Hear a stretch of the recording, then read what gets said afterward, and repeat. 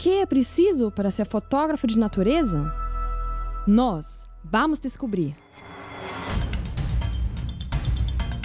Leo, meu marido, brasileiro e fotógrafo de coração. Eu, Ilka, alemã, cineasta, encalhada no Brasil.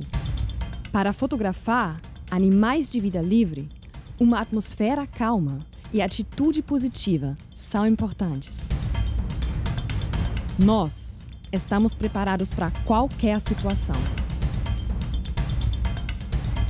Contamos com especialistas práticos de natureza que conseguem rastrear todo tipo de animal. Trabalhamos com técnicas apuradas, equipamentos especializados e novas tecnologias. Mas nem sempre. Cadê a fita isolante? Tudo para fazer a imagem perfeita de animais selvagens. A sua primeira foto de uma onça selvagem. Pô, sacanagem. Por que não funcionou? No final, a natureza só revela o que quer. Consegui. Conseguimos. Eu espero que foi bom. Foi, tem que ter sido. Aqui então está o Léo, como eu falei para vocês. Voltamos aqui um pouquinho no passado para gravar aqui esse vídeo onde o Léo vai se apresentar e vai falar do trabalho dele como fotógrafo da natureza. Um trabalho que eu pessoalmente, não só porque eu sou amigo pessoal dele, admiro enormemente. Então, Léo, a tela é sua.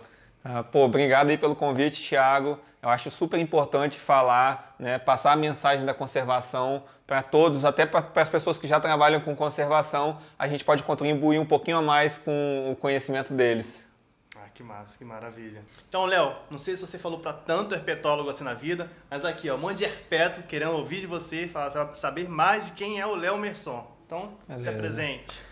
Então, pessoal, eu sou fotógrafo de natureza, trabalho com conservação, né? Ou seja, eu faço as minhas fotos e os meus vídeos para ajudar na conservação, ou seja, ajudar vocês.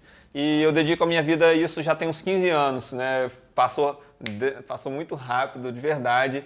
E a gente, para mim, eu não consegui nem alcançar ainda nem 10% do que eu quero ainda fazer pela conservação. Né? Eu tenho a filosofia de que eu quero sempre tentar ajudar todo mundo que está lutando pela conservação, que a gente às vezes fica meio desesperançoso com essas coisas que vem acontecendo no mundo, né? Só que me dá uma esperança ver tanta gente do bem trabalhando para ajudar a natureza, para ajudar não só a natureza, né? Que eu costumo falar que a luta pela conservação é uma luta pela nossa própria espécie, né? Porque a nossa espécie só vai continuar existindo se a gente estiver vivendo num ecossistema saudável, né, para a gente. Então a nossa luta pela conservação é por nós mesmos, né, pelas gerações futuras, e a gente trabalha muito com isso aqui no Instituto Últimos Refúgios. A gente trabalha com a conservação focando na cultura, a gente utiliza a cultura para sensibilizar as pessoas. Né? Eu gosto muito de uma frase que eu ouvi uma vez, né, que ninguém tá nem aí pro seu sapo. Como assim? Essa frase eu não gostei, não.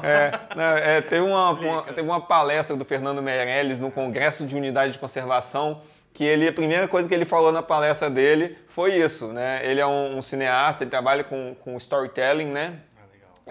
E aí ele chegou e falou isso no meio do congresso de conservação, ninguém tem nem aí pro seu sapo. E que na realidade é verdade, ninguém tá nem aí para a natureza, tanto que as pessoas, a sociedade está destruindo tudo, né? E aquilo necessariamente não faz parte da vida delas, e as pessoas normalmente não se importam com o que não faz parte da vida delas, nem que seja um pouquinho, que não está ali naquele cotidiano. E a gente na cidade, a gente está meio que numa bolha, né, protegidos, entre aspas, de todo do mundo. Né? E, consequentemente, as pessoas acabam não se importando com a natureza e destruindo bastante. Então, realmente, hoje em dia, pouquíssimas, não vou falar que ninguém, né, porque a gente se importa, por exemplo, o pessoal se importa, o pessoal que está assistindo se importa, mas na sociedade geral ninguém se importa. Então o que o Fernando Meirelles fala na palestra dele é basicamente isso, de que os cientistas, isso ele estava falando para cientistas, né, que os cientistas eles não estão sabendo passar a mensagem da conservação. Isso já tem uns anos, né, que ele falou isso, a gente já viu uma evolução muito grande na difusão científica, né? Esse termo, eu estava até conversando com você antes da gente começar a gravar, de que esse termo eu só ouvi mais recentemente, há 5 anos atrás. Eu não sei se já existia ou se só não tinha chegado aqui. Eu conheci em 2015. 2015 foi a primeira vez que eu vi difusão científica. O que é difusão científica? E fui saber, e estou sabendo ainda, estou aprendendo cada vez mais com o Léo. Continua. E quem me falou a primeira vez isso foi o professor Sérgio Lucena, até o atual diretor do Instituto Nacional da Mata Atlântica, né? E eu já trabalhava com difusão científica e não conhecia esse termo, não sabia necessariamente o que eu fazia. Eu falava de sensibilização ambiental, né? Só que, na realidade, a sensibilização ambiental não é um termo tão correto assim, sabe? Sensibilização ambiental você faz com qualquer coisa, com qualquer material, né? A difusão científica, ela se baseia exatamente em pegar o conhecimento científico gerado pelos cientistas e transmitir aquilo para a sociedade. Né? Então, eu acho que esse termo caiu como uma luva. Você vai difundir o conhecimento científico. Né? E aí eu comecei a perceber que eu trabalhava com isso e eu nem sabia. Né? Eu usava minhas fotos para sensibilização, mas eu falava que eu trabalhava com fotografia de natureza, com sensibilização ambiental, com educação ambiental. Às vezes, esses termos também são confundidos, né? Sensibilização ambiental e educação ambiental.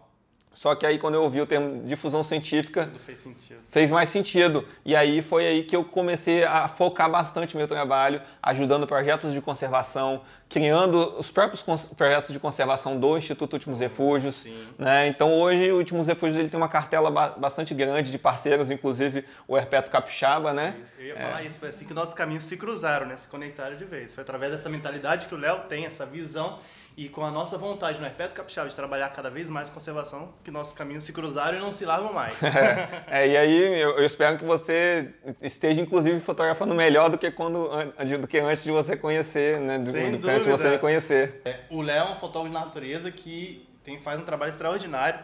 E que o tempo todo, eu pessoalmente estou, Léo, uma foto macro, me dá uma dica, Léo, não estou conseguindo desfocar o meu fundo, etc. Então, no momento que eu conheci ele, comecei a acompanhar o trabalho de fotógrafo da natureza, minhas fotos automaticamente, por conta da conversa, por causa da técnica que ele foi me passando, foi melhorando cada vez mais. Espero que você tenha um pouquinho para falar pessoal também.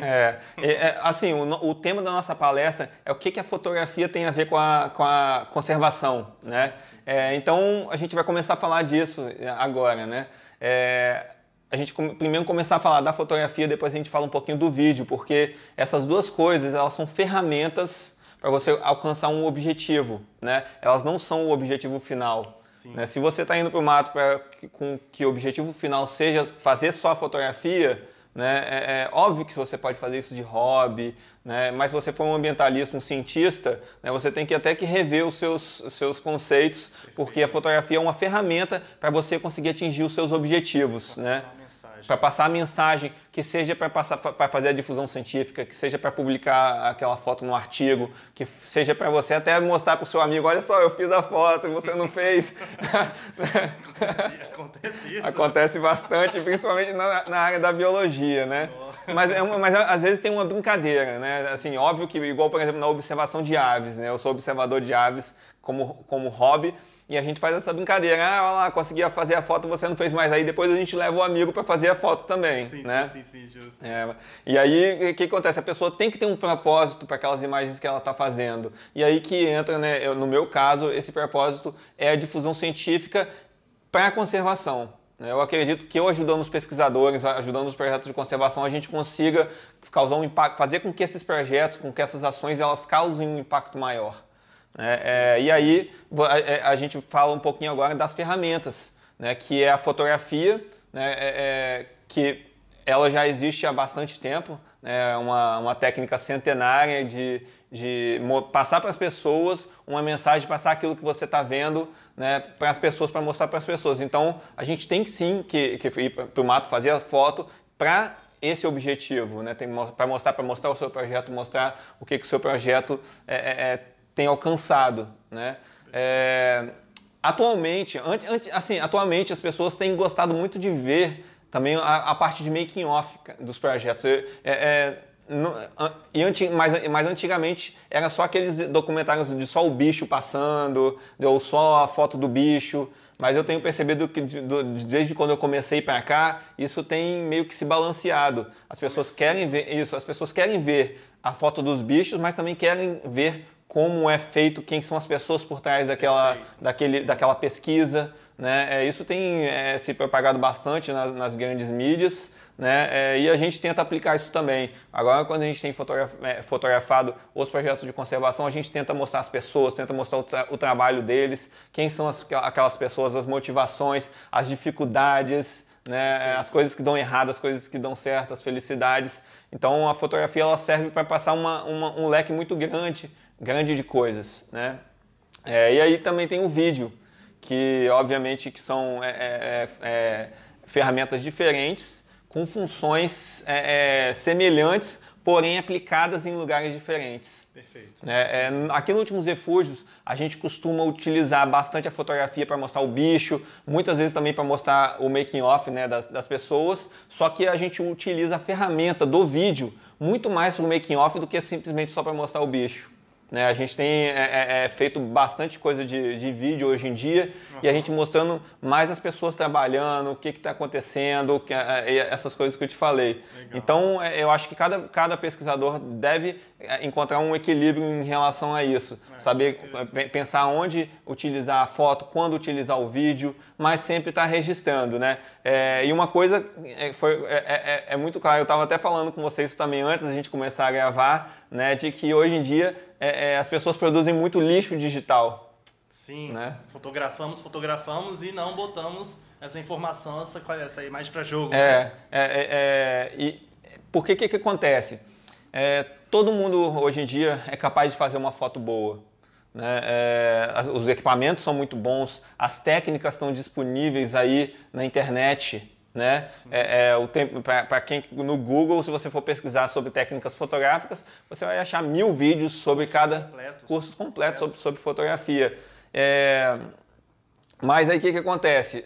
Quando a pessoa está fazendo só por fotografar, ela não consegue, aquela foto é muito difícil ela conseguir fazer com que ela sirva para alguma coisa.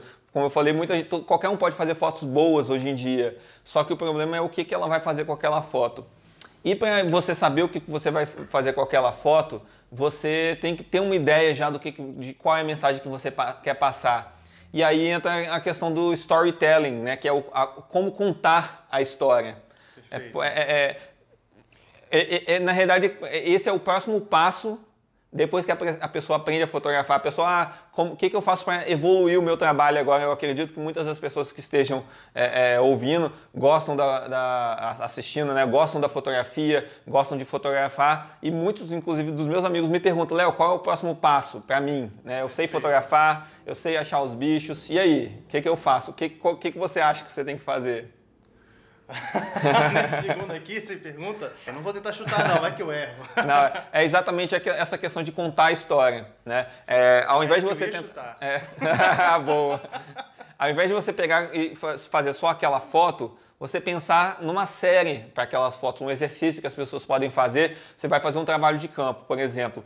Aí você começa a pensar, que tipo de foto eu preciso fazer para contar a história daquele campo, como que foi aquele campo.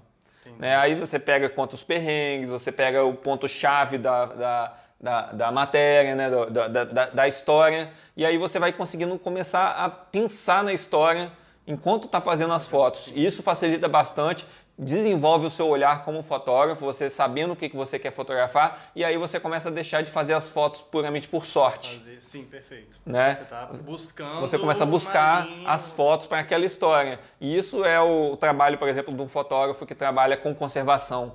Né? A maioria das revistas, elas pedem, né, esse tipo de material. Elas pedem que você conte uma história sobre aquele assunto. Óbvio que não para revistas necessariamente científicas, né? Mas essas revistas mais amadas pelo pessoal aí, tipo National Geographic, né? Ou, por exemplo, os documentários da BBC, né? Eles têm uma história. Eu tenho amigos que trabalham fazendo esses documentários, que eles contam sobre como é fazer aquela história. Eles têm em mente quantas cenas daquele bicho e como por exemplo, eles têm que fazer aquelas cenas. Tem que fazer não sei quantas cenas do detalhe do bicho, depois tem que fazer não sei quantas cenas do plano aberto, depois não sei quantas cenas do plano mais aberto ainda. Tem um né? pré-projeto pronto para ele. Isso, depois de cenas de composição de mar, de folha mexendo, de chuva. Né? Então, isso é pensar a história. Obviamente que as pessoas que estão nos assistindo, acho que são mais cientistas, né? É importante elas saberem, até se elas não quiserem fotografar, porque quando elas estiverem com alguém em campo que precisa fazer essas fotos, elas vão saber direcionar e também saber entender o ritmo da foto. Lembra quando a gente foi fazer a nossa primeira expedição, eu falei, Thiago, eu vou com você, mas eu não quero sair correndo atrás da sua equipe, lembra disso? Perfeito, assim, né? E aí junto, entender que o processo tem que ser caminhar junto. Exato, que o objetivo também era fazer as gravações, né? Então, funcionou, né? O Thiago entendeu o processo e esperava, e tinha paciência quando achava um bicho, ou já sabia que tinha que falar para a câmera para a gente filmar, né? Não precisava da gente pedir. Exato. E aí as coisas ficavam muito mais orgânicas quando né? Quando a gente depois ia editar o vídeo, não tinha problemas de continuidade, ou que tinha que pedir por exemplo, achou o bicho, aí você pegou o bicho, por exemplo, no seu trabalho com as licenças e tudo mais, né? Sim. A gente não tinha que pedir, então mostra aqui pra gente, Thiago. Não existia isso, você já pegava e já mostrava. Né? Então isso facilita muito a equipe de produção. Então as pessoas que estão, os cientistas, é importante eles saberem disso também. Né? Só que uma questão super importante, que eu acho que é legal falar para as pessoas, óbvio que todo mundo quer fotografar, né? Mas quando os cientistas estão em campo, eles estão concentrados ali no trabalho de campo, na pesquisa, e normalmente não tem muito tempo para fotografar. Então o ideal, obviamente, quando existe a condição de fazer isso, levar uma pessoa para fotografar, uma pessoa que entenda de fotografia, uma pessoa que entenda de contar histórias, né? Vai facilitar muito o seu trabalho. Eu tenho visto que os projetos de conservação pelo Brasil inteiro têm percebido isso e têm me procurado, os meus colegas, né, de profissão, os fotógrafos, os cinegrafistas, para fazerem parcerias, né, com eles, como a gente. Tem um monte de gente aí fora fazendo, né? Por exemplo, o Projeto Arpia conseguiu muitos resultados positivos, o Projeto Tamar, né? O projeto com as onças também acabou de fazer parceria com um amigo meu e já estou vendo mais material saindo. Né? Então tem muita coisa acontecendo bacana nesse sentido dos cientistas entenderem, né, a força que uma pessoa que trabalha com a comunicação, com o storytelling, né, a força que isso pode trazer para o projeto. Né, que a sociedade, conhecendo mais o projeto, obviamente que o projeto de conservação ele vai estar fazendo o papel dele, que é sensibilizar as pessoas, né? E também, como consequência disso, eles vão conseguir arrecadar mais recurso, as empresas vão ter mais interesse em investir no projeto deles, o governo vai ter mais interesse no projeto dele pela eficiência, por estar dando para ver bastante a eficiência. Né? Então é sempre importante, né, os projetos de conservação pensarem nessa área da comunicação, que a gente vai falar um pouco mais disso também mais para frente. Se me permite uma analogia, vocês têm alguns exemplos de pessoas que vocês sabem são gênios, de pessoas geniais e têm muito conhecimento na cabeça, mas simplesmente não conseguem passar a informação. É mais ou menos isso. Os cientistas estão criando, produzindo, publicando trabalhos incríveis, mas simplesmente não conseguem transmitir para a população como um todo, para quem vai efetivamente preservar, deixar de cortar um mato, deixar de poluir um rio, etc. Por causa está faltando a comunicação. Então não adianta produzir trabalhos incríveis aqui se você não consegue transmitir para quem realmente, né, para a massa. Que é para massa. Então, ter um intermédio, ter uma parceria de alguém que realmente consegue fazer essa comunicação é um divisor de água para qualquer projeto de conservação alavancar de forma extraordinária. É o que eu acredito. Isso responde um pouquinho da pergunta do que a fotografia tem a ver com a conservação. Né? Eu dou um grande exemplo, né? Um projeto que eu sou fã, né? Admiro bastante, que é o Projeto Tamar. É um projeto que eu me inspiro desde o início. O que acontece? Naquela época, 30 anos atrás, né, aí que ninguém estava mesmo aí para o seu sapo, né, ou para as tartarugas, no caso. Na realidade, as pessoas estavam aí para as tartarugas para comer, que elas estavam quase sendo extintas. Eu acho que para as pessoas mais novas talvez não porque são muitos cientistas, né? Mas as tartarugas aqui no Brasil quase foram extintas, chegaram bem perto, né? Porque que acontece? A tartaruga, ela é um animal que ela tem que ir para a terra para se reproduzir e ela vira um alvo muito fácil, tanto ela quanto os ovos. Porque, dela, né? Porque a pessoa indo na praia à noite, ela conseguia pegar a tartaruga e pela manhã ela conseguia saber onde a tartaruga tinha botado os ovos e pegavam. Né? Então, as tartarugas quase foram extintas e o projeto Tamar conseguiu fazer esse trabalho de sensibilização. Foi um dos primeiros projetos que eu vi, né, que eu me recordo. Óbvio que tem vários outros muito importantes. Uma referência que utilizou a comunicação de uma forma bem importante desde o início. Né? Desde os primeiros passos do projeto eles já divulgaram, fizeram fotos, vídeos, né? E aí acaba que salvaram uma espécie. Legal. Algumas espécies. Né? Algumas espécies de tartaruga. Ou seja, o que a fotografia tem a ver com a conservação, ela pode salvar espécies. Né? Então é sempre bom lembrar essas referências. Porque as pessoas não vão estar copiando o Tamar, elas vão estar se inspirando na hora de fazer a parte de difusão científica do projeto delas. E antes de difusão científica se chamar de difusão científica, eles já faziam isso, né? E também não conhecia o termo. Não sei também. Provavelmente é verdade. Mas, enfim, é isso que tem a ver com a fotografia, com a conservação. E eu acho que a fotografia tem o poder de mudar o mundo. Né? Você vê várias histórias relacionadas à fotografia que influenciaram de forma positiva ou negativa, né, o mundo, por exemplo, na guerra, na Segunda Guerra Mundial. Né? Aquela foto dos soldados fincando a bandeira lá no Japão, os Estados Unidos pegou aquilo e divulgou nos Estados Unidos inteiro aquela foto para arrecadar recursos, para arrecadar doações, para continuar lutando a guerra. E fez uma diferença muito grande. Ou, por exemplo, aquela foto da menininha correndo lá no Vietnã, que os Estados Unidos jogou a bomba de napalm na aldeia, queimou, né, todas as pessoas, e tinha a foto da menininha correndo, fugindo com a bomba. Essa foto afetou de uma forma muito grande a opinião popular lá nos Estados Unidos em relação à guerra do Vietnã, né? E foi uma foto que mudou o mundo. Né? Ou aquela foto que você já deve ter visto, aquela foto de uma menininha africana abaixadinha assim com um abutre atrás, esperando. Podemos ver? Podemos. A foto do Kevin Kartner, né? Inclusive, ele cometeu suicídio depois disso. Nossa. Óbvio que ele era um fotógrafo de guerra, ele já devia ter a cabeça muito, né, perturbada por causa disso, mas isso influenciou bastante nesse momento negro dele aí. Mas enfim, essa foto específica. E essa foto fez com que o mundo prestasse atenção para as barbaridades da guerra na África, da situação da fome na África, né? Mas agora você deu alguns exemplos que foram bem importantes para a humanidade, fizeram a diferença. Agora, exemplos de momentos ruins. Você consegue nos mostrar momentos bons agora, como a fotografia fez a diferença boa? Exato. Então, a gente estava falando de um deles, né? O projeto Tamar foi um que conseguiu utilizar muito bem. O WWF utiliza muito bem as imagens. Eu queria ver agora. Você consegue passar um vídeo pra gente aqui agora? O meu vídeo? Podemos, vamos lá. Vou escolher um vídeo para passar pro pessoal. Massa.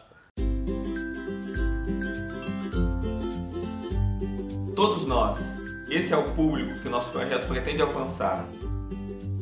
Mais do que sensibilizar, acreditamos que podemos conscientizar um grande número de pessoas sobre os problemas enfrentados pelo meio ambiente. Mas para isso, precisamos de você. Meu nome é Leonardo Merson, fundador do Instituto Últimos Refúgios, e eu acredito que juntos podemos fazer a diferença e mudar o mundo.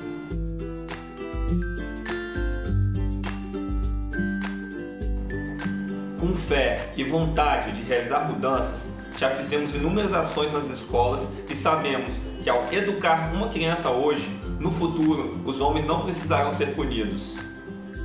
Nunca desistiremos de tentar mudar o mundo, mesmo que inicialmente não obtenhamos sucesso, pois com estas ações podemos tocar o coração de uma criança que vai mudar. E é nisso que todos os amigos do Instituto Últimos Refúgios acreditam. Abrace nossa campanha e leve nossas ações para dentro da sua casa. Ajude-nos a construir um mundo melhor, porque somando cada pequeno gesto, temos um grande potencial de realizar enormes mudanças, fazer a diferença, ter atitudes que promovam mudanças e praticar ações conscientes. Mas para construir essas mudanças, precisamos da ajuda de todos. Participe! Esse é o convite do Instituto Últimos Refúgios para você.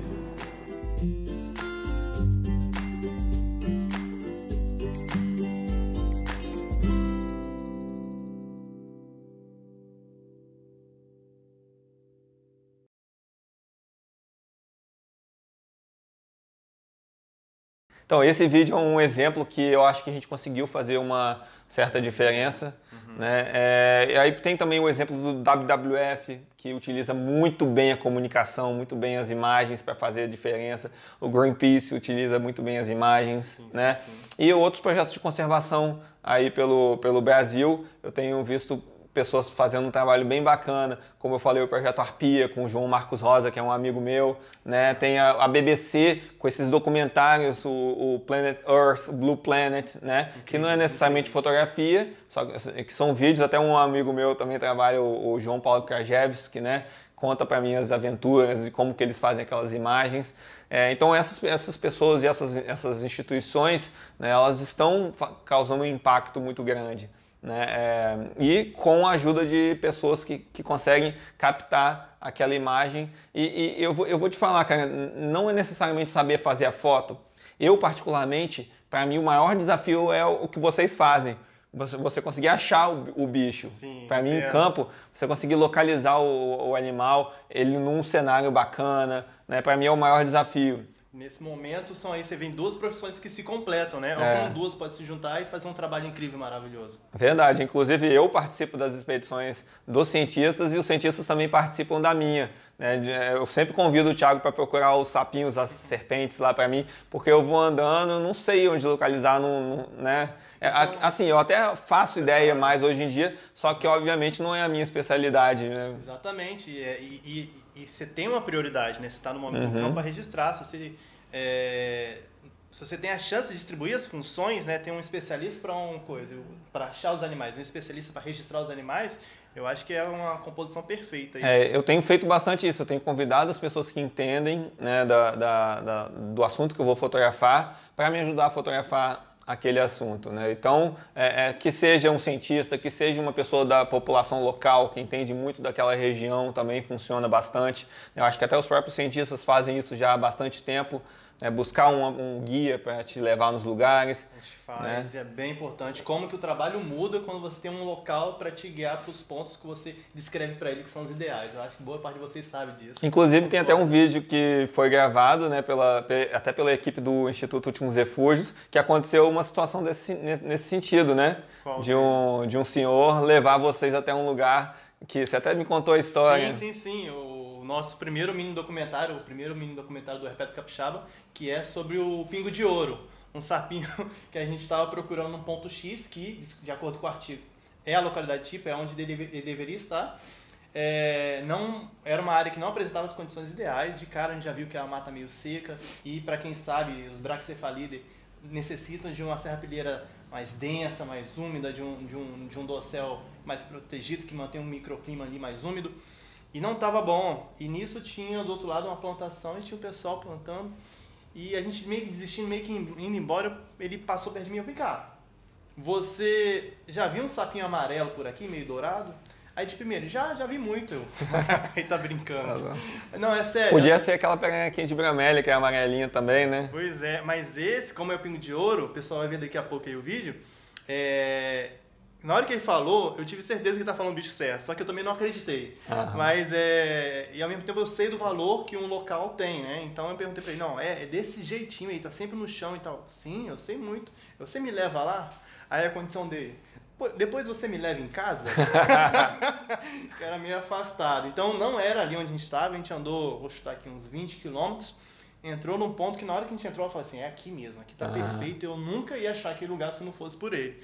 E não deu outra, a gente entrou, parou o carro, não andou 10 minutos, Léo. Aí os os pingos de ouro começaram a surgir Tá no vendo? chão, assim. A população local ajudando, né, a ciência, é muito importante isso. Exato. Inclusive, vai ter a palestra do João Zanardo, né, no Herpetorama, sim. Né, falando sobre esse vídeo especificamente, que na época eu tinha quebrado o braço. Verdade. Né, e aí a nossa equipe foi... Um dia antes da campanha ele quebra o braço. Quebrei o braço. Mas eu quebrei o braço gravando. Inclusive era gravando para o Projeto das Baleias, né? Mas era na terra, né? Não era no mar, mas eu estava gravando caído uma escada lá, mas deu tudo certo, no final das contas só quebrei o braço. Só. Mas enfim, aí a equipe que foi com o Thiago foi o João Zanardo, o Tomás Lima, né? E o Joarley Rodrigues. Foi, né? Na equipe do Últimos Refúgios, fizeram esse documentário bacana que a gente vai mostrar aí.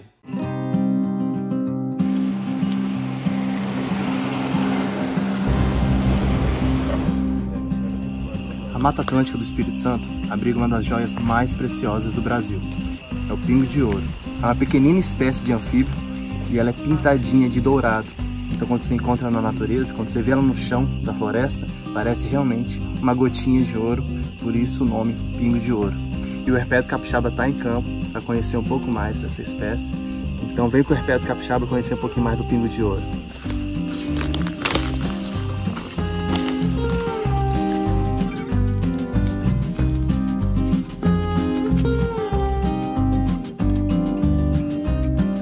Eles são totalmente peculiares, são totalmente assim, todas as características gerais para anfíbios não valem para eles.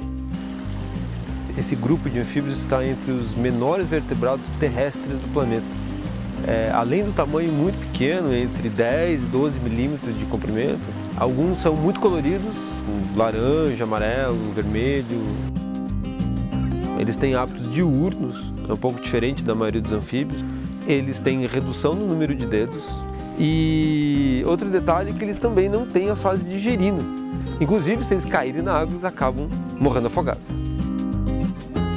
É que esses mini sapos, eles não pulam muito bem.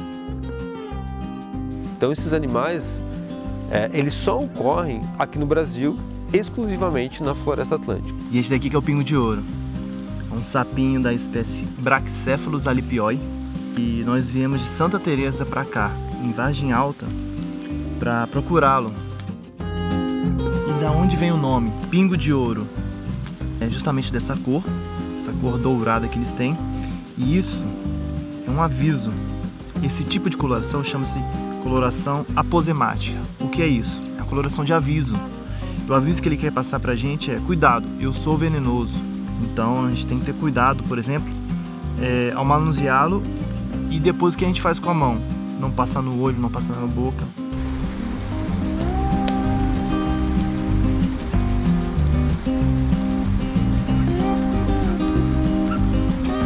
O que a gente observa é que a biodiversidade relacionada a esse tipo de ambiente está bastante subestimada. A nurofauna, né, que é o conjunto de anfíbios de montanha, especificamente na Mata Atlântica, é muito pouco estudada ainda. O conhecimento, né, a gente levantar dados e conhecer essas espécies tem esse sentido muito importante de conservação.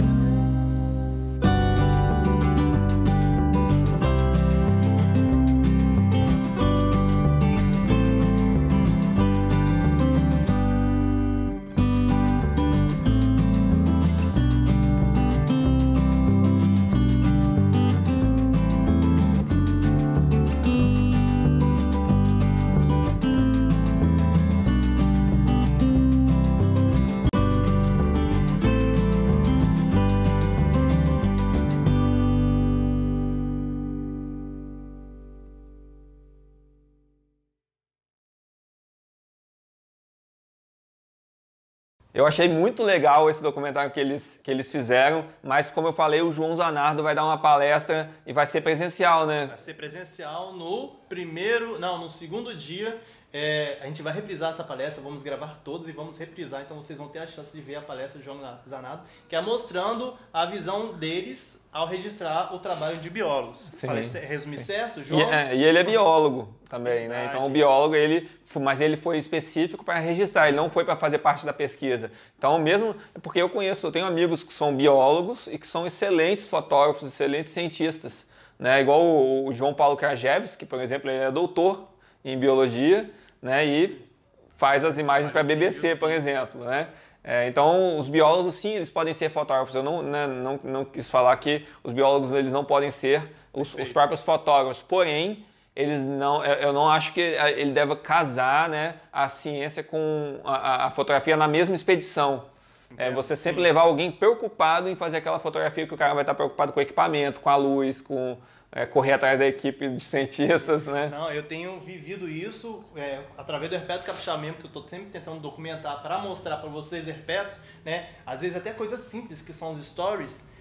Eu estou filmando, estou registrando, eu estou deixando vários bichos passar. Bichos, né, anfíbios e répteis que quando eu não estava preocupado com o celular, em registrar o momento, e não é só nos stories, a gente tem feito material para mim nos documentários, eu não passava, eu achava os animais. Então agora eu até sinto que tem passado alguns anfíbios, alguns répteis que estão no topo de árvore, um pouquinho mais escondidos. Tem passado, eu não tenho registrado porque estou focado em registrar. Olha só, que complicado, né? Estou preocupado em registrar tudo e ao mesmo tempo eu não estou focado em achar, então não estou registrando.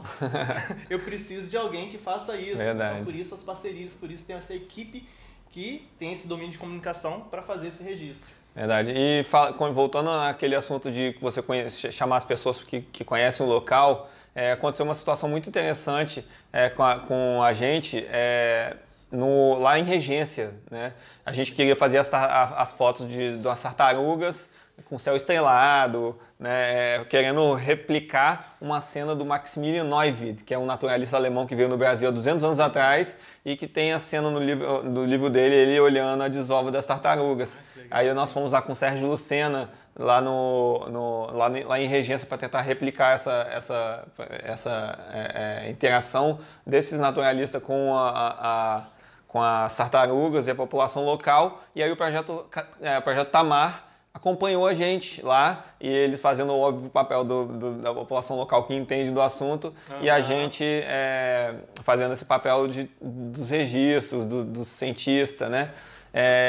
Mas aí aconteceu uma coisa meio que os papéis se inverteram, né? O que acontece? A gente chegou lá esperando que ia fazer as fotos com céu estrelado, e aí tava uma tempestade gigante. No primeiro dia a gente chegou, tava tudo bem, de repente veio aquela tempestade, mas cara, aquela ressaca do mar, sim, assim, que primeiro que a gente não conseguiu fazer mais nada, e que segundo que a ressaca começou a destruir tudo, destruir os ninhos das tartarugas, né? E aí acabou que a gente deixou a filmagem de lado que a gente tinha ido lá para fazer e começou a ajudar o Projeto Tamar para resgatar os ninhos das tartarugas, né? Acho que eu já vi imagens disso. Eu lembrei dessa história porque como é um evento de herpetologia e tem tudo a ver com as tartarugas. E aí a gente acabou ajudando, né, de outra forma na conservação, né? Aí o Projeto Tamar ele começou a tentar remover os ninhos das tartarugas para mais para trás, né? Porque o que acontece? Se fosse é um evento natural, só que não tem a ver com a ação humana, né? Com essa questão das mudanças climáticas. E aí o Projeto Tamar ele realiza esse trabalho de realocação dos ninhos porque a gente já afetou bastante aquela população e eles estão tentando fazer com que a população se recupere ainda mais. Tem ainda espécies de tartaruga, como a tartaruga gigante, que já não está tão mais um pouco fora da ameaça, como a tartaruga, a careta, né, que é a tartaruga cabeçuda, por exemplo, certo, que tem mais. A tartaruga gigante tem poucas fêmeas que vão lá ainda fazer a desova. Então, você perder um ninho daquele é uma perda muito grande para a população. Então, a gente ajudou eles a fazer essas translocações e a gente gravou um vídeo disso, né? Vamos mostrar para o pessoal. Acho que é o vídeo que eu já vi, eu quero muito ver de novo. Roda aí.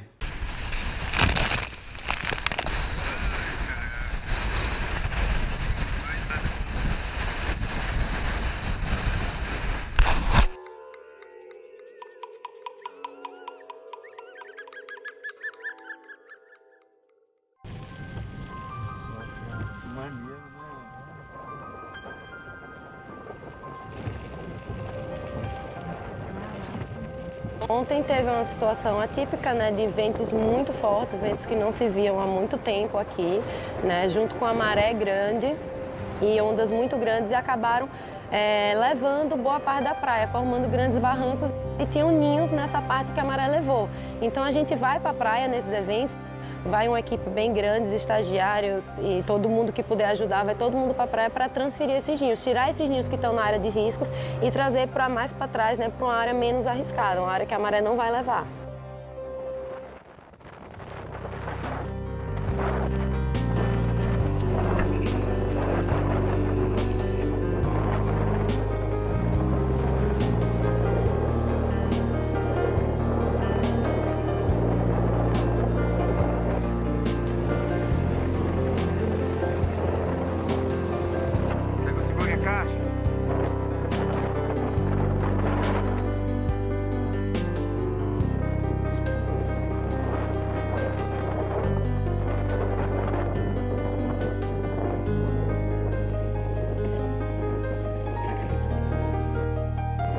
A gente acabou de tirar o ninho que estava desmoronando, trazer para um buraco mais afastado, né? Fez um buraco, recriou o ambiente do ninho, né? Colocou as estacas de novo.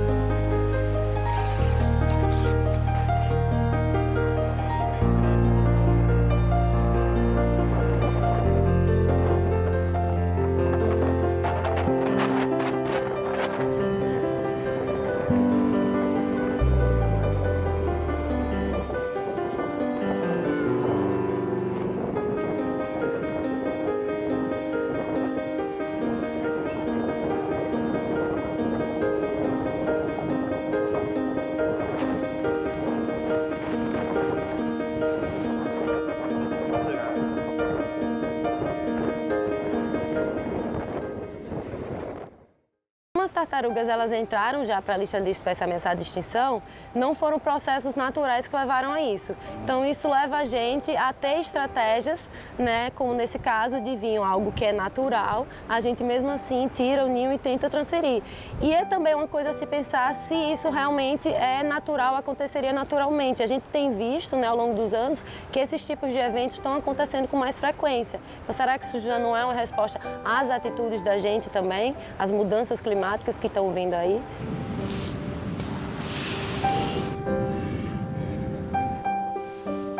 Sim, como o animal está ameaçado, a gente tem que montar essas estratégias, tem que salvar o máximo de ninho que a gente conseguir.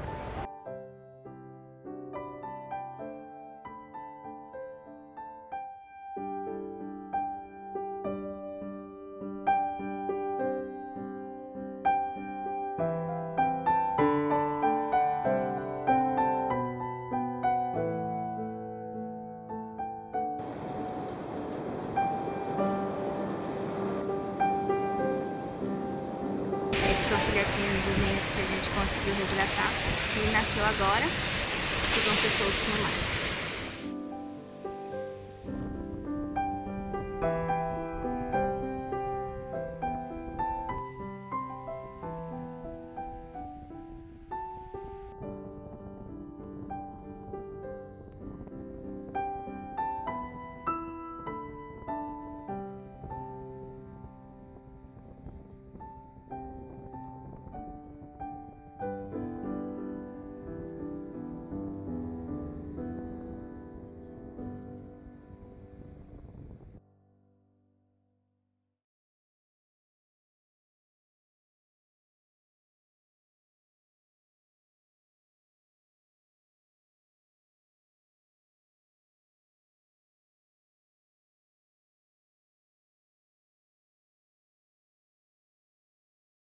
Então esse vídeo foi uma aventura. Vocês podem ver que a gente ficava ali no barranco, a onda batendo assim na gente, eu tentando filmar, o barranco caindo, dando para ver o ninho da tartaruga. Foi uma coisa meio surreal e estava ventando muito, muito frio, né? Então foi uma aventura que a gente que ajudou o Projeto Tamar, além das imagens, né, também. Sim.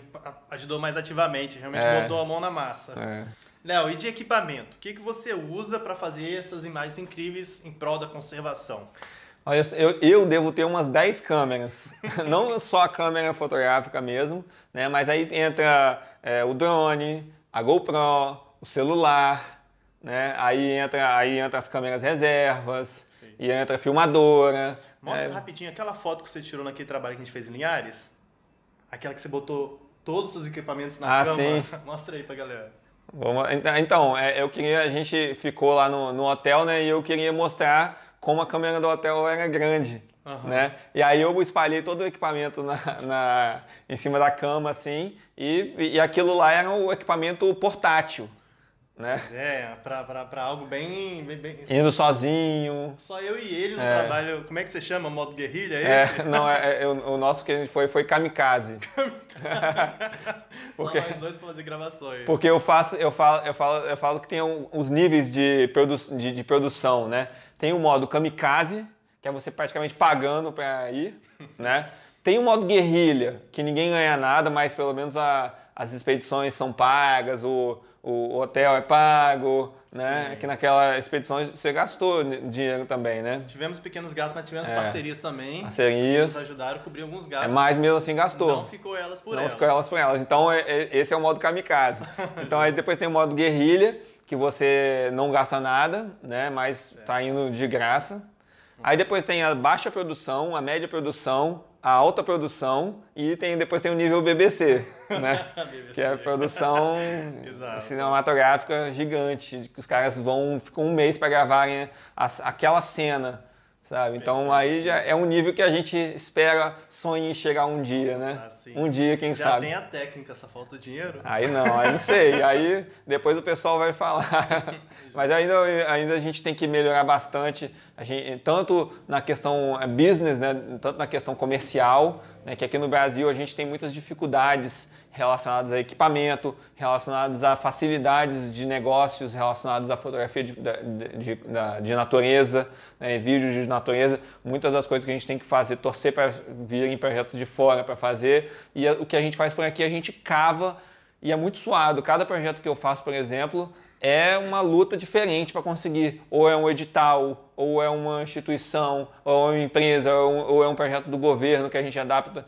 Então, cada coisa que a gente tem que fazer é uma doideira, nada cai no nosso colo. Isso é importante dizer, que às vezes as pessoas veem a gente produzindo um monte de coisa na doideira, mas trabalhando 15 horas por dia e prestando atenção nas oportunidades, cavando as oportunidades, né, mandando... Não esperando cair. Exatamente. Mesmo. Então, agora, e aí essa é a diferença das produções daqui para as produções de fora. Lá eles têm uma facilidade muito grande, né, de conseguir recurso, de conseguir equipamento, né? Você vê que o meu equipamento, que aqui no Brasil é um equipamento de ponta, você vai ver uma produção gringa, já é um equipamento defasado, né? Sim. Então tem essa diferença que eu espero que um dia a gente consiga, né, melhorar isso, consiga... fazer com que isso não seja um diferencial mais. Exato, um empecilho tão forte para a produção brasileira. Mas para não estimular esse monte de herpeto aqui, você acha que para produzir um bom material, indo com um roteiro, com uma ideia boa, com uma mensagem boa a ser gravada, com um equipamento simples, ele consegue fazer algo bom? Consegue, inclusive, eu já dei até cursos de como você fazer fotos com celular. Legal, isso né? é muito bom. O que acontece? A fotografia, ela nada mais é do que você captar a luz, né? E a diferença nas câmeras, a diferença maior, obviamente, nas câmeras, está na capacidade dela de captar boas imagens em luzes com deficiência, com pouca luz, né? Quanto mais cara for a câmera, mais capacidade ela tem de captar imagens com pouca luz. Então, se você conseguir iluminar a cena, levar a luz, ou até mesmo usar a lanterninha para a sua equipe, você vai com quantas pessoas para o campo normalmente? No mínimo 2, 4 em geral. Tá, vamos lá. 4 pessoas. Se você está usando um celular para fazer a foto ou para gravar, podiam estar 3 celulares lá com a lanterninha do celular iluminando o que você quer fotografar, fazendo luzes de ângulos diferentes para modelar a luz naquele ambiente ou naquele animalzinho. Ouviram, né? Herpeto Capixaba. Então é um trabalho de equipe também o registro fotográfico ou de vídeo, né? Até com luzinhas com a lanterna do celular você consegue fazer, mas existem outras opções igual os LEDs, né? Que o pessoal usa, inclusive até a gente está usando um, deixa eu pegar aqui. Olha a diferença que faz. Ó, sem a luz, com a luz, né? Ó, é um LEDzinho pequenininho, né? Que faz a diferença. Óbvio que você tem que saber, né, manejar a luz, ó, muito perto fica escuro, mas não fica claro, mas numa posição correta fica bem iluminado. Buscando a posição ideal, fica perfeito. E esse é um LED super prático que leva para o mato, inclusive. Não é um LED muito caro, né? Eu acho que com uns 100 reais você consegue comprar uma iluminação dessa, as mais baratinhas, né? E óbvio que vai ficando mais caro com a tecnologia que eles vão tendo. Só que não é um equipamento, né, inacessível para pesquisa, para pesquisadores. Né? E aí, inclusive, te ajuda em campo a iluminar. Né? A sua lanterna acabar a luz, né? Você tem um LED. Não só isso, por exemplo, quando a equipe está trabalhando, manejando algum animal, ter esses LEDs assim posicionados te facilitam o trabalho também. Isso já aconteceu várias vezes. A gente encontrar um animal, tá mexendo com ele, não é o momento de registrar, mas o Léo chega com o LED assim, pessoal, tô facilitando a vida de vocês aqui. Ó. Pois é, então o equipamento não é um empecilho para você registrar boas imagens. Perfeito. Com o celular você consegue fazer imagens muito boas se você tiver a iluminação correta. Óbvio que, por exemplo, com a minha câmera profissional, eu tenho uma facilidade muito maior de tirar fotos se não tiver essa iluminação tão bacana. Perfeito, né? sim. Ou às vezes não dá tempo de botar a iluminação, por exemplo, uma ave, a observação de aves, por exemplo. O pessoal usa essas câmeras mais profissionais não só porque elas têm aquelas lentes maiores, né? Porque elas têm uma capacidade maior de tirar fotos com baixa luz. Porque, por exemplo, na observação de aves você precisa botar uma velocidade maior, então precisa de mais luz para você fazer a foto. Né? Mas eu gravei um vídeo especificamente porque todo mundo me pergunta qual é o melhor equipamento para usar. Né? Qual é o melhor equipamento para comprar. Então eu gravei um vídeo para o pessoal assistir. Eu também né? quero assistir. Já um vídeo, porque eu estava cansado de responder essa pergunta. Então eu gravei esses vídeos, né, de primeiro de qual equipamento comprar, depois um pouco mais específico sobre os equipamentos, sobre as câmeras profissionais, as câmeras semi-profissionais e as câmeras amadoras. Então vamos passar os vídeos aí? Vamos ver. Vai lá.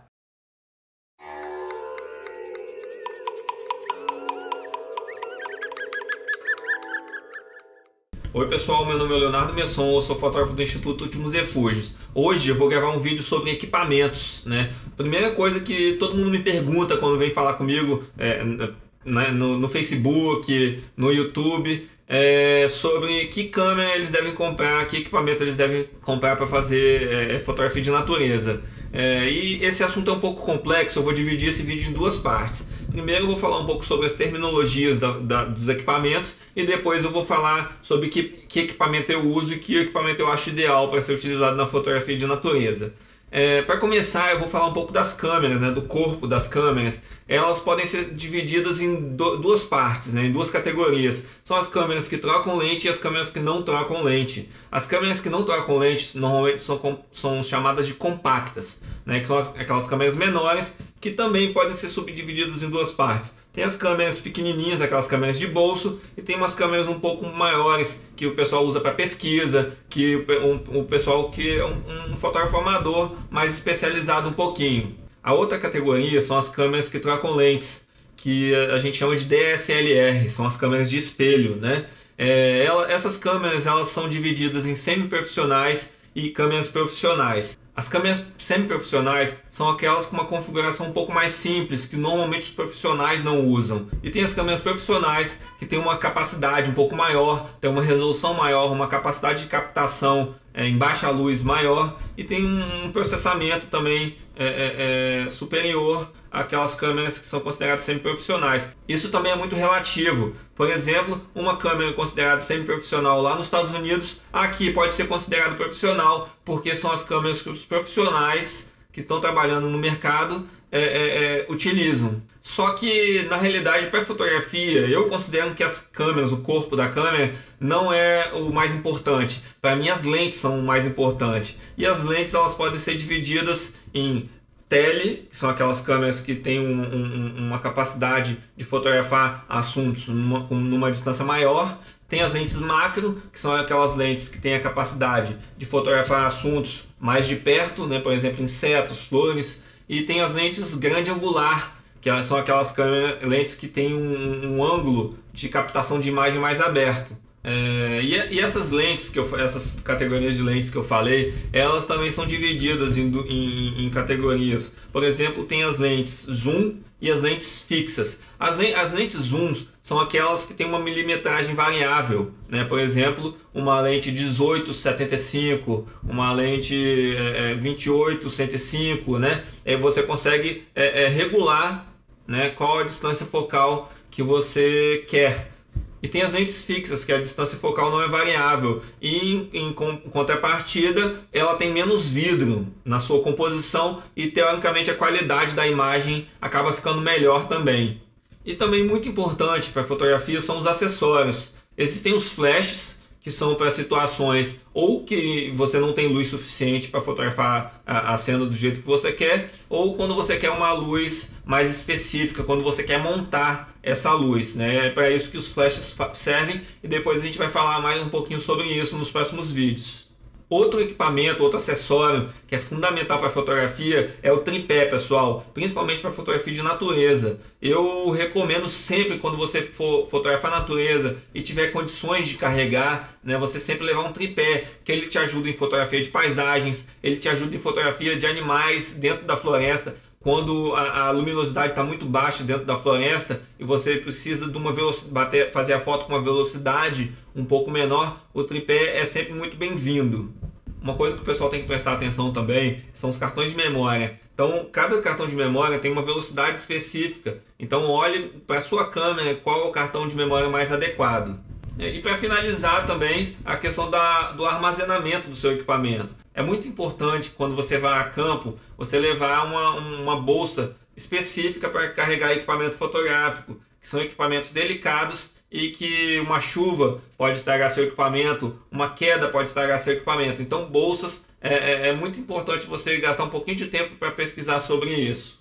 Então, eu acho que eu falei um pouquinho sobre as terminologias utilizadas na fotografia, que vai fazer vocês entenderem um pouco melhor o próximo vídeo, né? No próximo vídeo eu vou falar sobre os equipamentos que eu uso para fotografar a natureza e o que eu recomendo para cada perfil de fotógrafo, né? Que cada um vai para o campo fazer fotos diferentes, com objetivos diferentes.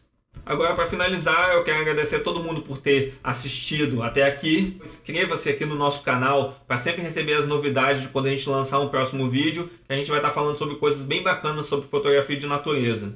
Para a gente saber se vocês estão gostando do vídeo, deixe sua curtida aqui embaixo e também faça um comentário aqui com as sugestões, as suas perguntas e perguntando o que vocês querem saber sobre fotografia de natureza. E lembre-se que as pessoas só protegem o que sabem que existe. Então compartilhe esse vídeo para que todo mundo fique sabendo, para que cada vez mais pessoas comecem a fotografar e que comecem a utilizar a natureza de uma forma cada vez mais sustentável. E boas fotos para todo mundo e a gente se vê no próximo vídeo.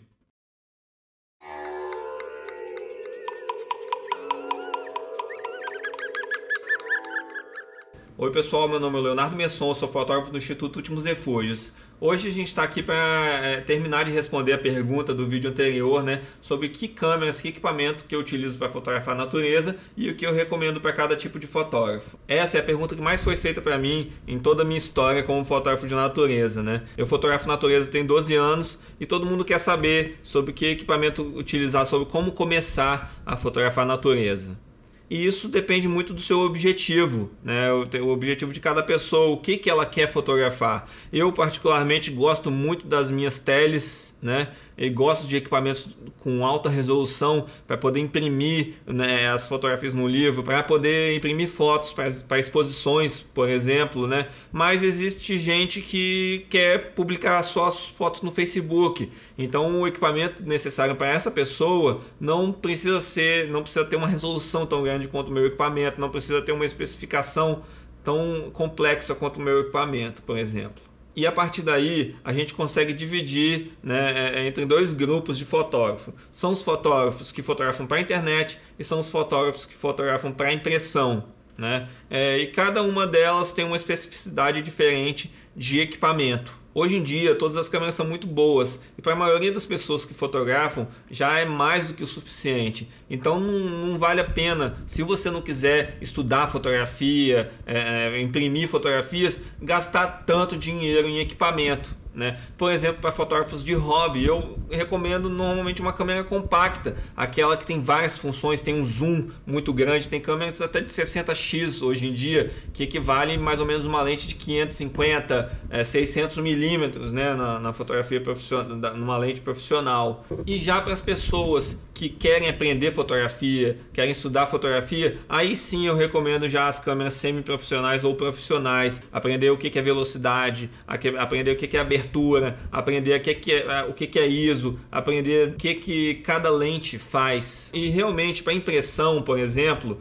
você precisa de um equipamento mais poderoso, com uma resolução. Quanto maior a resolução da câmera, melhor vai ficar a impressão do seu material. Obviamente, se a foto ficar boa, com a iluminação correta, com a exposição correta. Para você que está iniciando na fotografia, eu sugiro comprar um equipamento mais básico, que aí você vai conseguir explorar aquele equipamento, vai ver as limitações dele e você vai saber o próximo equipamento que você precisa comprar. E eu costumo falar que é tipo uma escada. Você compra o equipamento mais básico, identifica o próximo nível e investe naquele próximo nível. Isso também vai acompanhar a sua carreira, por exemplo, profissional, né? Que a partir do momento que você vai desenvolvendo na fotografia, se você for um fotógrafo profissional, você vai conseguindo um pouco mais de recurso para investir em equipamentos mais potentes. Obviamente que se você tiver condições para comprar um equipamento de ponta desde o início, você pode fazer, né? Só que a maioria das pessoas, por exemplo, como eu, não tive condições de fazer isso no início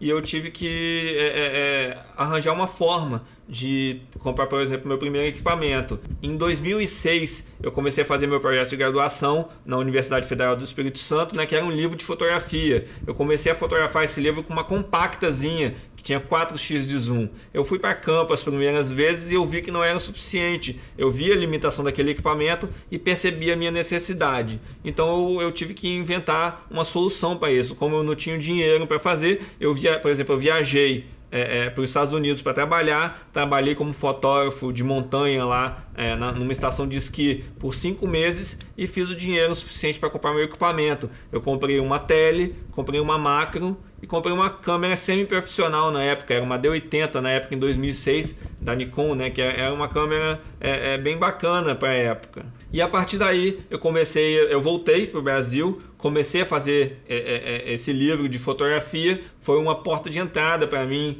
para diversas áreas, né, da fotografia. Essa foi a forma que eu encontrei para conseguir o meu primeiro equipamento, né? Eu comecei a fotografar com uma Canonzinha, uma A80 na Canon, uma compactazinha pequenininha. Depois eu consegui a minha D80 com o kit de lentes, né? Depois eu evoluí para uma Nikon D700, que já era uma câmera considerada profissional, e hoje em dia eu uso uma D800, né? Que é uma câmera de ótima resolução e que me atende muito bem. Eu tenho um kit de lentes hoje, que eu troquei essas minhas lentes também. Eu tenho a lente macro, é a mesma lente que eu comprei lá há muitos anos atrás. Eu tenho uma lente grande angular, né?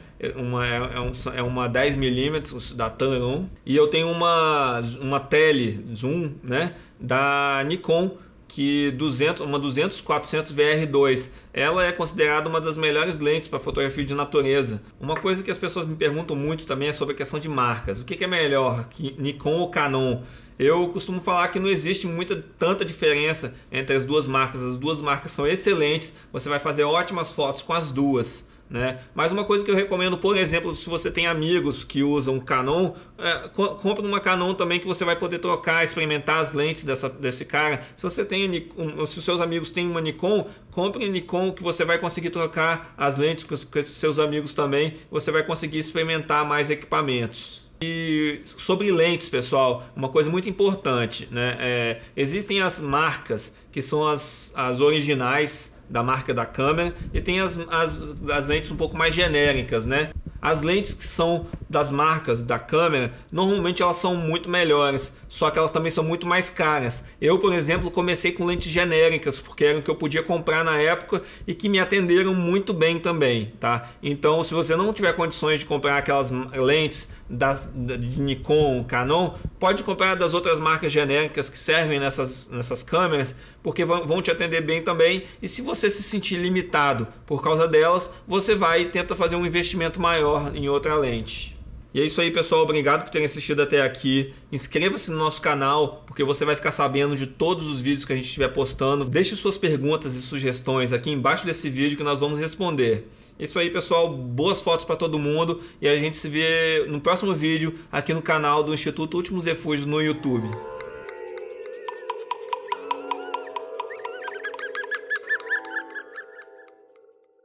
Então, Thiago, você pode ver que eu expliquei algumas coisas, obviamente que foi superficial, né? As pessoas conseguem achar muito mais coisa na internet, porém ela já pode ter uma ideia do que fazer, de onde começar a buscar o equipamento que serve melhor para o que ela quer fazer. Como eu falei no vídeo, a minha dica é sempre você começar com um equipamento mais simples. Obviamente que se você tiver dinheiro para comprar um equipamento top, já desde o início você compra, né? Um equipamento top de linha, você compra, mas se você, não tiver essa condição, você pode começar com um equipamento mais simples e você vai começando a explorar aquele equipamento até ele chegar no limite. Ele chegando no limite dele, você vai saber para que direção ir em relação ao próximo equipamento. Que aí você que está te faltando, ou a direção que você quer seguir. Você começa fotografando, sei lá, anfíbios, mas gostei mais de fotografar répteis com essa câmera, eu prefiro fotografar répteis. Aí você muda o equipamento para fotografar répteis à noite ou de dia, sei lá, não sei, entendeu? Então depende do que você quer fazer com o equipamento. Então eu acho que esses vídeos foram dicas interessantes para o pessoal, para eles pelo menos começarem a saberem de onde partir na busca deles pelo equipamento, né, perfeito. Acredito que os herpetos aqui concordam, sem dúvida. É um início, é uma direção. Mas tá. Então, os herpetos aqui, a gente sabe como tirar uma boa foto, a gente tem uma ideia, um roteiro. Como eu divulgo agora? Qual a forma ideal de começar a divulgar o nosso material, que nós consideramos já ser bom? E aí, como é que... Para os projetos de conservação hoje em dia, existem diversas formas de você divulgar esse material. Existe a mídia tradicional, que é a imprensa, e existe a mídia, as mídias sociais, né, que são as nossas próprias mídias, né, e também tem o nosso site, né, que é muito importante, uma coisa que eu bati muito na tecla, e bato muito na tecla com os projetos de conservação. Mas primeiro vamos falar um pouquinho da imprensa, né?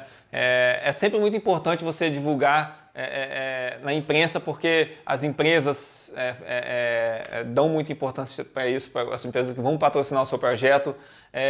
Tem muita gente as pessoas mais velhas ou, né, as pessoas que gostam de ver televisão, tem muita gente que vê televisão ainda, né, no canais abertos ou canais fechados. Então é importante você conseguir divulgar isso na imprensa. E é muito importante, pessoal, como eu falei, você tem antes no vídeo, você tem que montar uma história.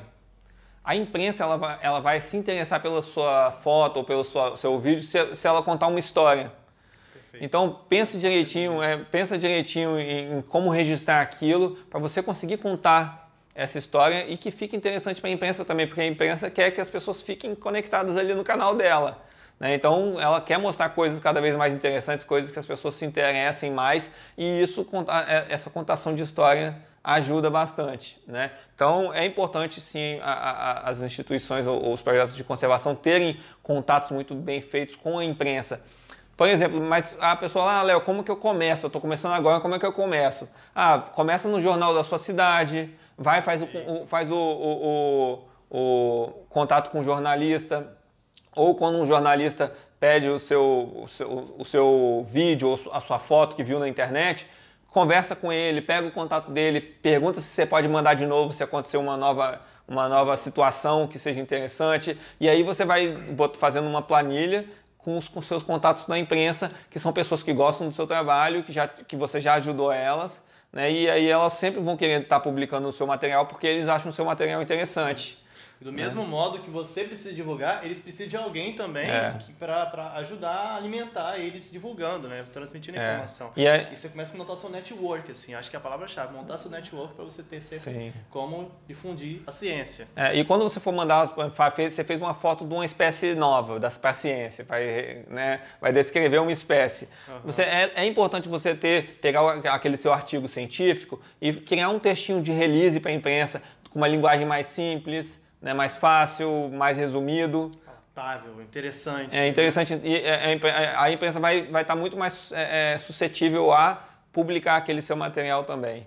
Né? Então, você está com a foto bacana, o texto bacana de release, né, o release que a gente chama. E aí... Oi? Eu estava falando com eles. O release. E aí você vai ter esse material para passar para a imprensa, já para os seus contatos, ou se você não tiver contato, manda para o e-mail padrão da mídia, que é só você procurar no site que você tem normalmente lá para onde mandar. E aí você vai começar a ter um contato com os jornalistas e você vai fazendo amizades, as pessoas vão começando a gostar do seu trabalho e aí você vai conseguir cada vez com mais facilidade estar publicando o seu material. Nossa, dica boa. A próxima etapa, mídias sociais, né? Eu, particularmente, focava muito em mídias sociais no início do meu trabalho, né? Era um contexto diferente, era uma época diferente, né? Eu estou desde o início das mídias sociais, velho. E ele não é muito velho, é só porque ele sempre você começa sempre quando algo surge, né, Léo? Você pelo menos começava, né? Estava sempre antenado nos modos de comunicação que sempre foram surgindo. E a gente focava muito nas mídias sociais, né? Só que tem um grande problema, as mídias sociais são de empresas privadas. Elas podem manejar o código, podem manejar, mostrar as suas informações só para quem elas quiserem. E o que acontece? No início das mídias sociais, você postava alguma coisa, todos os seus contatos viam, todo mundo que curtia a sua página lá via. No Facebook, por exemplo, no Instagram, por exemplo, né? Eles entregavam a informação para todo mundo. Não tinham filtro. E aí o que acontece? Eles começaram a fazer essa questão de venda de anúncios. Né, ou venda de publicidade, os vídeos promovidos, né? Sim. Quer dizer, os conteúdos promovidos, impulsionados, que a gente chama. Né? E aí eles começaram a perceber que isso dava muito dinheiro. E aí eles começaram a entregar menos o seu conteúdo para as pessoas para forçar você a pagar. E hoje em dia, já tem até uns 2, 3 anos, eles desinscrevem automaticamente pessoas da sua página para você ficar desesperado e querer pagar. Né? E aí o que acontece? Muita gente, né, que tinha condição caiu nessa, né, paga bastante até hoje. Eu não estou falando que não se deve investir em mídia social, é um investimento muito bom. Tem que investir na hora certa. Só que projetos de conservação normalmente não tem muito dinheiro para ficar investindo nesse tipo de coisa e é um dinheiro que faz falta. Né? Óbvio que se você tem dinheiro, bota a graninha lá para investir nas mídias sociais, só que o que acontece? Você está construindo uma base para a empresa dos outros. Óbvio que você vai ter a sua página lá, mas olha, por exemplo, igual o Orkut. O Orkut morreu. Imagina quem investiu bastante no Orkut. Tanto dinheiro que foi embora. Aquele dinheiro foi embora. E não necessariamente sempre você consegue fazer a transição dos seus usuários, dos seus seguidores para outra mídia social. É difícil. O conteúdo que você trabalhou e perdeu tempo escrevendo e editando foto e postou lá, nem tudo você consegue jogar para o outro. Exato. Vocês estão vendo o exemplo agora do Facebook e eu acredito que todos estão percebendo que está morrendo. Está diminuindo. Mas está diminuindo. Eu, pessoalmente, diminui muito. Eu fico 2 semanas, 3 fases sem mexer no Facebook. O foco está no Instagram. Mas, por sugestão do Léo e sugestão de outros mentores, tem o seu próprio domínio, né, Léo? Já chegou nessa parte? Aí o que acontece? Eu comecei a perceber que não estava sendo eficiente, né? Antes, um post que a gente postava dava 1000 curtidas, centenas de compartilhamentos.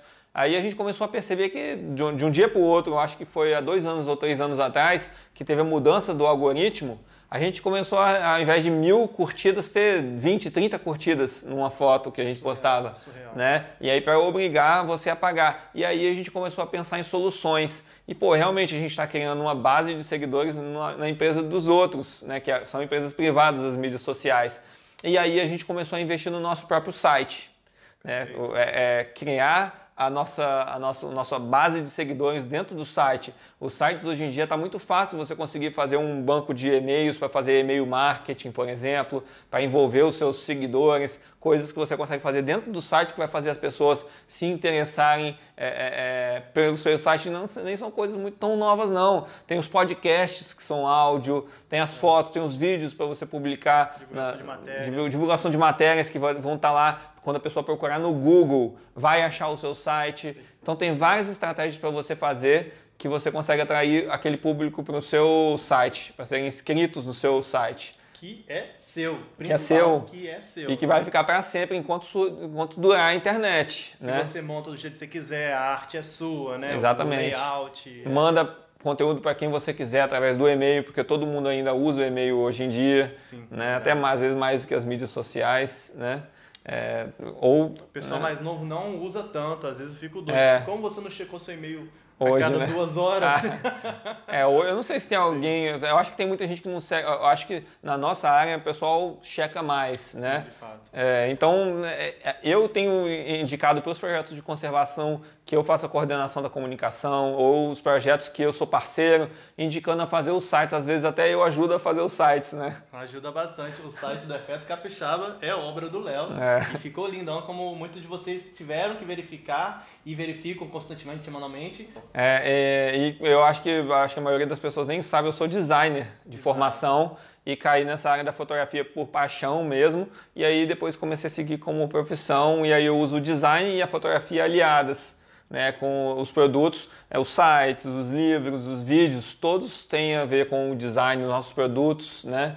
Então o site é uma ferramenta que eu acho que as pessoas deveriam focar mais hoje em dia. Uma coisa muito importante para os projetos de conservação é conteúdo próprio. As pessoas estão atrás de conteúdo próprio. É óbvio que uma vez ou outra você publicar conteúdo que você pegou da internet, de uma coisa que viralizou com autorização dos autores, é muito importante. Tem muita gente publicando coisas sem pedir autorização de autor. Né? Você pegar um vídeo ou uma foto de algum lugar e repostar na sua mídia social, não é compartilhamento, isso é roubartilhamento. Gostei do termo. Então toma cuidado com isso, pessoal, porque principalmente os projetos de conservação, que são instituições que elas devem zelar pelo nome, um fotógrafo pode processar alguém por ter pego uma foto ou um vídeo e usado indevidamente, então o pessoal tem que ter muito cuidado com isso, tá? E aí, Thiago, as pessoas, né, é importante elas postarem o próprio conteúdo, só que eu tenho percebido também que nos projetos de conservação está tendo um problema muito grande. As pessoas têm fotografado bastante e essas fotos se perdem no buraco negro dos celulares, dos computadores. Elas não conseguem organizar todas aquelas fotos em um lugar seguro, porque isso é a história do projeto, a história da conservação daquele projeto. Então as pessoas têm que tomar mais cuidado com isso, botar alguém responsável por aquelas imagens e todo mundo, as fotos que fizerem, mandar para aquela pessoa para ela guardar. Existem várias ferramentas interessantes na internet, hoje em dia existem bancos de imagem que você consegue guardar as fotos lá, ou se os projetos quiserem ter um HD ou 2 HDs, é muito importante isso. Se você tiver as fotos no HD, tem um HD de backup. Eu sempre deixo um HD no escritório, outro em casa com as mesmas informações. Então é sempre muito importante você zelar muito pelo conteúdo, pelas fotos, pelas imagens que você faz no seu projeto, porque vai que daqui a 30 anos você não tem mais nenhuma imagem do início do seu projeto. Sim, pelo amor de Deus. Ou para divulgar, ou eu queria postar uma foto hoje, só que não tem, cadê as fotos? Estava no celular da fulana que estava no campo, que nunca me passou, perdeu o celular. Pois é, né? Perdeu de repente uma semana de trabalho. Vai querer fazer um livro, por exemplo, do Herpeto Capixaba, né? E aí, eu queria botar a primeira foto que foi realizada pelo Herpeto Capixaba. E aí? Quem é que tem? Qual foi o primeiro anfíbio registrado pelo Herpeto Capixaba? Sabe? Aí, eu queria ver qual foi a primeira equipe do Projeto Capixaba. Tem a foto da galera? Legal, fazendo legal. assim pro seu, né? Com aquela fotinha pixelizada, mas a foto é a história do projeto. Então as pessoas têm que tomar cuidado em como armazenar essas fotos, os coordenadores dos projetos terem o cuidado de pegarem, orientarem a equipe em passarem sempre as fotos, não passar pelo WhatsApp, porque perde qualidade. Na realidade, tem uma forma de passar pelo WhatsApp, que é mandando como documento, a foto não perde qualidade, óbvio que não aparece o thumbnailzinho, né? Só que a foto não perde qualidade, então dá para passar também. Mas tem várias ferramentas na internet para passar foto, né? Eu uso muito o e-transfer, você pode usar o Google Drive para passar as fotos, a pessoa baixa, depois você deleta. Eu gosto muito do Mega e do Dropbox. Então tem várias ferramentas interessantes que os coordenadores de projeto podem utilizar para que as pessoas enviem as fotos. Não se esqueçam disso, porque é um tesouro que você vai ter do seu projeto, que mais no futuro vocês vão precisar, tenho certeza. Não só a segurança física, digamos física do material, mas também a organização, porque não adianta você ter um monte de informação, está bem seguro em 3 HDs na sua casa, mas tudo desorganizado, onde que se alguém pedir para você, Thiago, me presta uma foto de uma baleia, ou de um lagarto, ou de uma cobra, você não saber onde está, né? Você tipo assim, tá naquela pasta chamada arrumar 2018, arrumar por favor. Não dá para ser assim. Então é legal cada pessoa criar um sistema para você organizar os arquivos, né? Porque eles são importantes, eles são a história do seu projeto e você consegue divulgar bastante com essas imagens, sabendo onde tem que onde localizar essas imagens, sempre quando você precisar, facilita bastante. Exato, show. Agora, pessoal, se o Thiago tiver alguma dúvida que vocês, os herpetólogos, normalmente alguma dificuldade que os herpetólogos têm no meio do mato para fazer as fotos, pode perguntar, é a hora. Opa, agora é a hora de eu representar vocês. E até a mim mesmo, porque, vamos lá, a maioria dos animais que eu trabalho, principalmente anfíbios, são de pequeno porte, né? Eu trabalho com bracicefalida, principalmente, esquinoquinemas, e são animais pequenos. Então, muitas vezes eu tenho dificuldade com a lente ideal, a iluminação ideal, como botar o foco em que todo o animal fique focado, mas eu ainda consiga um macro e dar aquele efeito legal do fundo desfocado. Você consegue dar dicas simples, né, sem ter que dar um curso sobre isso? Lembra do que eu falei da luz, né? Quando você está com uma câmera que ela te permite configurar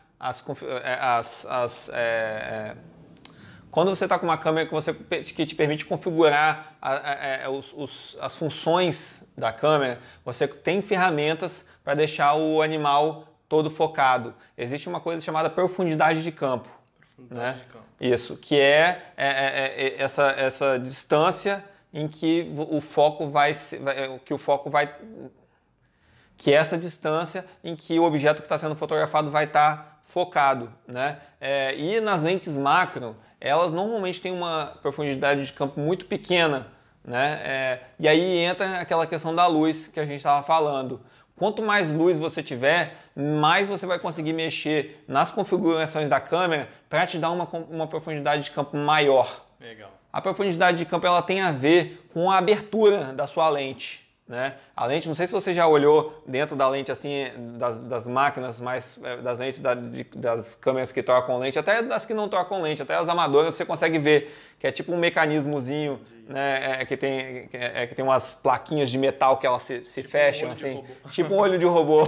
Boa, a melhor definição, tipo um olho de robô. Para mim E aí o que acontece? A profundidade de campo ela está relacionada com a abertura desse olho de robô, né? Esse olho de robô que você fala é o diafragma da câmera, né? Certo. Então a profundidade de campo está relacionada com a abertura do diafragma da câmera. Quanto mais fechadinho o diafragma tiver, mais profundidade de campo você tem. Quanto mais aberto o diafragma tiver, menos profundidade de campo, menos distância de foco você tem, né? Do seu objeto. Então o que acontece? Quando o diafragma está abertão, entra muito mais luz, né? Okay. E aí o que acontece? A luz ela entra de várias direções, ela entra mais disforme. Então, teoricamente, essa luz ela não consegue ser captada, incidir no objeto diretamente, né? E ela vai causando esse desfoque, né? Das outras partes. Quando está bem fechadinho, os raios eles entram mais direcionados. e aí ele aumenta essa profundidade de campo. Sim, né? Certo. E aí o que acontece? O problema é que quando você bota o diafragma bem fechadinho, entra muito menos luz. E aí normalmente à noite, só com a lanterninha não vai funcionar. E aí por isso que as pessoas usam flash, os flashes, né, em posições diferentes, porque aquele flash na câmera ele é muito direto, bate e volta direto na câmera e deixa a foto toda chapada. Sim. Normalmente aí você consegue colocar mais lanternas ou mais luzes. As pessoas, né, apoiando a foto, né? E aí você vai conseguindo aumentar a profundidade de campo. Normalmente eu recomendo um flash externo, né, para quem trabalha com herpetologia, eu recomendo um flash externo porque você consegue modelar a luz. Né? Aí você conseguindo bastante luz, você consegue fechar bastante o diafragma e vai ter uma profundidade de campo maior que nas fotos macro. Né? É importante você ter uma lente macro que funciona com um macro. Essas câmeras amadoras normalmente elas têm um macro muito bom, né? Mas você precisa de muita luz. Quando você imaginou essa descrição, você imaginou a gente em campo ou naqueles laboratórios, aqueles cenários, aqueles estúdios portáteis que a gente monta? As duas coisas, eu acho. Eu particularmente, eu tô acostumado a fazer isso em campo. Né? Eu tô com a câmera, boto os flashes do lado, né? Ou peço para meus parceiros segurarem aquele flash. Aí eu vou orientando eles para ir para um lado, para o outro, e aí vou vendo a melhor luz. É muito raro você pegar e fazer a primeira foto, sair a foto que eu gosto. Eu até hoje, depois de 15 anos, eu tenho que ficar testando, vendo que direção da luz fica mais legal, para modelar, botar um flash atrás também, para dar aquela distanciada do animal do fundo, e por aí vai. Então, a coisa mais importante é a luz, para você poder ter a possibilidade de conseguir configurar a sua câmera da forma que te permita fazer essas fotos com maior profundidade. Eu, particularmente, nunca me importei muito do bicho estar todo focado. Né? Eu gosto do desfoque, mas eu sempre gosto do foco no olho. O olho tem que estar focado. O resto tem que ser assim também. Eu particularmente, né? Porque as minhas fotografias são mais artísticas, eu não me importo tanto com de ver se o sapinho tem a corzinha lá. Mas aí é específico, né? Se você quiser tirar uma foto, mesmo que técnica, tem que ter foco no olho. Sim. Isso é regra clara para herpeto, né? Isso. Foco no olho. Cobra, sapo, pereré, todo mundo com foco no olho. É isso aí. Como vocês podem ver no Herpeto Capixaba, no Instagram, boa parte das fotografias são minhas e eu sou muito satisfeito com o resultado delas. Porém, quando a gente tem uma conversa, dicas e até um curso que eu quero eu organizar junto com o Léo, eventualmente, imagina que se você já tem um know-how, uma experiência, uma qualidade. Imagina se você pega isso e junta com um profissional da área, um especialista da área e junto também com o seu conhecimento, né? Não só o seu conhecimento com fotografia, mas junto com alguém que realmente entende fotografia e você busca ainda o seu conhecimento científico. Exato. Olha só. Vou te dar um exemplo. O pessoal da botânica, né? Eu sei que tem uma forma que você tem que fotografar a planta para servir, para aquela foto servir para a ciência, por exemplo. Tem que estar na posição certa, tem alguma coisa assim. Então, muitas coisas eu também aprendo com os cientistas. Quando eu estou fotografando, Léo, você tem que fotografar desse jeito, porque senão você não consegue ver qual é a espécie, né? Então tem muita coisa que a gente aprende também. E uma coisa muito importante que eu queria passar para todo mundo é que mesmo a pessoa que já está há 15 anos no mercado, ela sempre tem que estar querendo melhorar, buscando avançar, porque o mundo está cada vez mais rápido, as informações estão cada vez mais disponíveis para as pessoas, está todo mundo aprendendo, evoluindo. Então se você já acha que você já sabe tudo, você já era, você vai ser descartado daquela profissão com muita rapidez. Então eu particularmente, eu sempre estou querendo melhorar, eu sempre acho que a minha próxima foto vai ser a melhor foto. Legal. Nunca vai ser sempre a próxima vai ser a melhor. É igual de viagem, né? A próxima viagem vai ser sempre a melhor. Eu sou assim, eu nunca, essa aqui é a minha melhor foto para sempre. Não, eu estou sempre querendo melhorar, sempre buscando melhorar, e eu acho que isso serve para todo mundo, mesmo as pessoas que ainda acham que não sabem bastante, tem que saber que é um processo de aprendizagem, e esse processo de aprendizagem que é o gostoso, você evoluindo, você testando técnicas, você assistindo uma palestra ali, outra palestra aqui. Sempre quando eu saio com um amigo meu herpetólogo, um amigo meu fotógrafo, eu aprendo uma coisa, uma forma nova de fotografar um bicho diferente, né? Essas coisas simples e rápidas que mudam total a sua vida. É verdade. Assim, né? Eu gosto muito de pensar dessa forma também, Léo, que quanto mais eu aprendo, mais eu vejo quanto eu tenho a aprender, o quanto que eu posso aprender e quanto eu posso melhorar a qualidade do meu material, melhorar a minha divulgação científica, a minha difusão científica em prol da conservação, e no caso aqui, dos anfíbios e répteis. Eu espero que tenha sido útil para o pessoal essa nossa conversa, né? Nós quisemos fazer um pouco mais informal, espero que todo mundo tenha gostado, que tenha sido útil. Então, vou voltar lá pro campo, já que eu já tô lá, né? E eu vou voltar pro meu presente aqui. Valeu, Leozão. Valeu, obrigado sempre. Pessoal, tchau!